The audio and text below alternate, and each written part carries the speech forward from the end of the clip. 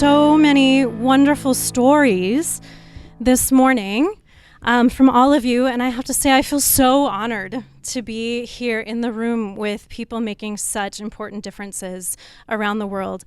And a common theme that kept occurring to me as I sat and listened this morning was about imagination. That each of you have the imagination to think about how you can impact your communities, and you're inspiring the imagination of the people that you're working with so that they can take charge of their own life. And I think to just build right off of where Adriana left us right before lunch, she was talking about the importance of the arts. And to me, the arts are in the business of imagination. There's a philosopher named Maxine Greene who worked at Lincoln Center for many years. And she said that the arts are really about helping people discover the tools of imagination, to ask the question, what if, and to venture into the unknown. And so when I think of my job at Wolf Trap as a teaching artist, so my job as a former opera singer, I still sing a little, but I have a background in the performing arts. I think of my job as inspiring children to use their imagination so they can be the ones to ask what if, and to imagine worlds that we don't know about yet. And one of the beautiful things about the Wolf Trap methodology is that it can be adapted to every community.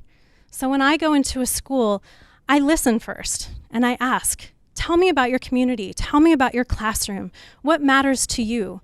And then we work together to create something that's really going to meet the needs of those children. So we're going to try a story, and once we know all the elements, we want to think of how we teach those to teachers. And we try to be very specific about that at Wolf Trap because some teachers are not comfortable using the arts. So I would tell a classroom teacher, you know, one thing that you can do is you can add repeated refrains that we say over and over again.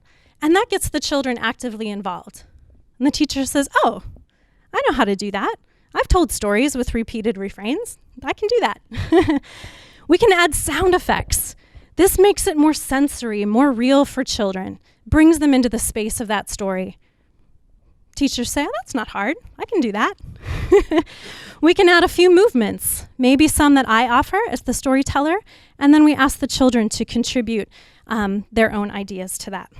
So normally, I would say in an American preschool, there's a lot of just time where the teacher reads the book and turns a page, and maybe the children answer a question or two, but they're really expected just to sit and watch, right? But when we participated in the story in this way, actively through drama, we connected by speaking, by listening, through movement. We connected to our emotions. I saw you getting tired and excited. We had social interactions. It was encouraged for you to interact with the people in the room and not just sit with your blinders on. We had visual cues, in this case mostly offered by me, but I could have had more props. I could have had pictures. I also kind of asked you to think about prior knowledge and the fact that what does it feel like when you get tired? And I specifically chose a character who's small, like the children that I work with, so they can relate.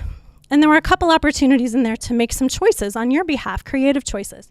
So one of the things that I like about telling stories in this way and encouraging teachers to put the book down, or at least to use the book in small ways and sort of weave it in through dramatic experiences, is that it opens up endless possibilities.